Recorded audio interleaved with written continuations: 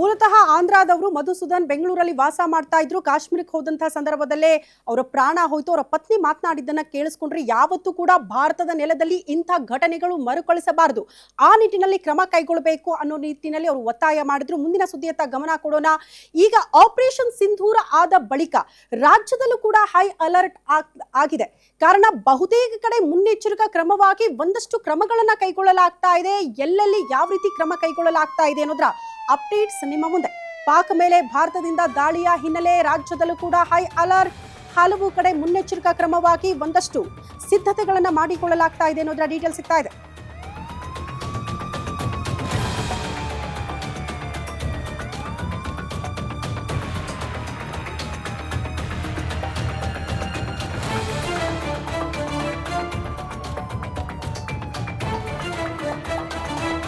ರಾಜ್ಯದ ಪ್ರಮುಖ ಸ್ಥಳಗಳಲ್ಲೂ ಕೂಡ ಪೊಲೀಸ್ ಇಲಾಖೆ ಅತಿ ಹೆಚ್ಚಿನ ಕ್ರಮ ಕೈಗೊಳ್ಳಲಾಗ್ತಾ ಇದೆ. ರಾಜ್ಯದ ಅಣೆಕಟ್ಟು, ಏರ್ಪೋರ್ಟ್ಗಳಲ್ಲಿ ಪ್ರಮುಖವಾಗಿ ಬಿಗಿ ಭದ್ರತೆಯನ್ನ ಒದಗಿಸಲಾಗ್ತಾ ಇದೆ. ರಾಜ್ಯ ಗೃಹ ಇಲಾಖೆಯಿಂದ ಹೈ ಅಲರ್ಟ್ ಘೋಷಣೆ ಮಾಡಲಾಗಿದೆ. ಹೆಚ್ಚಿನ ಬಂದೋಬಸ್ತ್ಗೆ ಗೃಹ ಸಚಿವ ಡಾಕ್ಟರ್ ಜಿ ಪರಮೇಶ್ವರ್ ಸೂಚನೆ ಕೊಟ್ಟಿದ್ದಾರೆ ಅನ್ನೋದ್ರ ಡೀಟೇಲ್ಸ್ ಕೂಡ ಸಿಗ್ತಾ ಇದೆ.